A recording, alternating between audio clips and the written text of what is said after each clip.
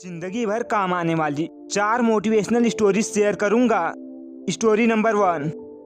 एक बार एक किसान ने अपने पड़ोसी को भला बुरा कह दिया, पर जब बाद में उसे अपनी गलती का एहसास हुआ तो वह एक संत के पास गया। उसने संत से अपने शब्द वापस लेने का उपाय पूछा। संत ने किसान से कहा, तुम खूब सारे पंख इकट्ठा कर लो और उसे शहर के बीचों बीच जाकर रख दो। किसान ने ऐसा ही किया और फिर संत के पास जा पहुंचा। तब संत ने कहा, अब जाओ और उन पंखों को इकट्ठा करके वापस लाओ। किसान वापस गया, तब सारे पंख हवा से इधर उधर उड़ गए थे और किसान खाली हाथ संत के पास पहुंचा। तब संत ने उससे कहा, ठीक ऐसा ही तुम्हारे द्वारा कहे गए शब्दों के साथ होता है। तुम आसानी से इन्हें अपने मुख से निकाल सकते हो, पर चाह कर भी इसे वापस नहीं ले सकते। Story number 2। एक गरीब लड़का काम की तलाश में गांव से शहर जा रहा था। खाने के लिए उसने टिफिन में कुछ रोटियां रखी थी। जब उसे रास्ते में भूख लगी तो उसने टिफिन निकालकर रोटियों को इस तरह तोड़कर खाना शुरू किया जैसे वह रोटियों के साथ कुछ लगाकर खा रहा हो। उसके पास बैठे यात्रियों ने जब उसे ऐसा करते देखा तो वे हक्के बक्के रह गए। उनमें से एक से रहा नहीं गया और उसने उस लड़के से जाकर पूछा, भाई तुम्हारे टिफिन में रोटी के अलावा कुछ भी नहीं है, लेकिन तुम रोटियों को तोड़कर ऐसे खा रहे हो जैसे सब्जी के साथ खा रहे हो। तब उस लड़के ने कहा, इस खाली टिफिन में कुछ भी नहीं है, पर मैं अपने मन में अचार सोचकर खा रहा हूँ। तब रेलगाड़ी में बैठे दूसरे आदमी ने कहा, क्या तुम्हें अचार का स्वाद मिल रहा है? तो उस लड़के ने कहा, हाँ बिल्कुल मिल रहा है। तब उस व्यक्ति ने कहा, जब तुम्हें स्वाद मिल रहा है तो तुमने अचार की जगह मटर पनीर या शाही गोभी क्यों नहीं सोचा? इस कहानी से हमें यह शिक्षा मिलती है कि कभी भी छोटा ना सोचे, जब भी सोचे बड़ा सोचे। Story number 3। एक बार एक ग्राहक चित्रों की दुकान पर गया। उसने वहां पर अजीब से चित्र देखे। पहले चित्र में चेहरा पूरी तरह बालों से ढका हुआ था और पैरों में पंख थे। एक दूसरे चित्र में सिर पीछे से गंजा था। यह चित्र किसका है? दुकानदार ने कहा, अवसर का। ग्राहक ने पूछा, इसका चेहरा बालों से ढका क्यों है?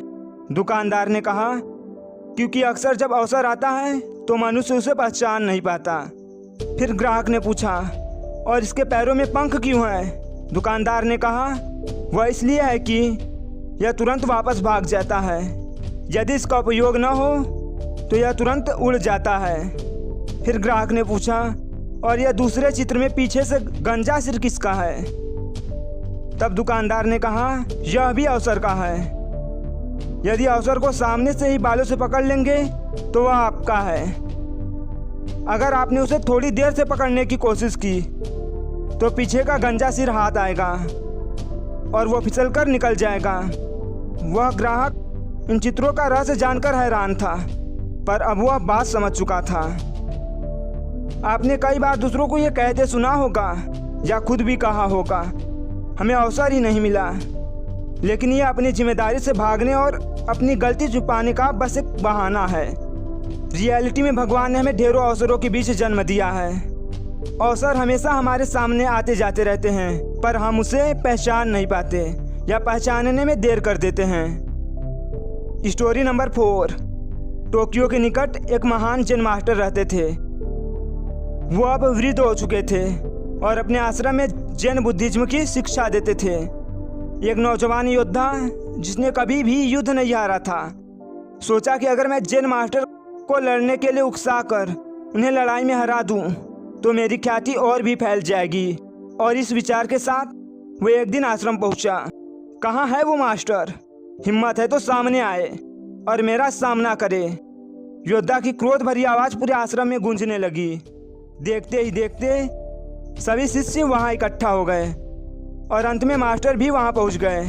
उन्हें देखते ही योद्धा उन्हें अपमानित करने लगा। उसने जितना हो सके उतनी गालियां और अपशब्द मास्टर को कहे, पर मास्टर फिर भी चुप रहे और शांति से वहां खड़े रहे।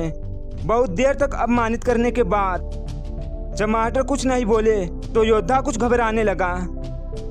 उसने सोचा ही नहीं था कि इतना सब कुछ सुनने के बाद भी मास्टर उसे कुछ नहीं कहेंगे। उसने अपशब्द कहना जारी रखा और मास्टर के पूर्वजों तक को भला बुरा कहने लगा, पर मास्टर तो मानो बहरे हो चुके थे। वो उसी शांति के साथ वहां खड़े थे और अंततः योद्धा थक कर खुद ही वहाँ से चला गया। उसके जाने के बाद वहाँ खड़े शिष्य मास्टर से नाराज हो गए। भला आप इतने कायर कैसे हो सकते हैं? आपने उस दुष्ट को दंडित क्यों नहीं किया? अगर आप लड़ने से डरते हैं तो हमें आदेश दिया होता, हम उसे छोड़ते नहीं। मास्टर मुस्कुराया और बोले, यदि तुम्हारे पास कोई कुछ सामान लेकर आता है और तुम उसे नहीं लेते तो उस सामान का क्या होता है? वो उसी के पास रह जाता है जो उसे लाया था। यही बात क्रोध और अपमान के लिए भी लागू होती है।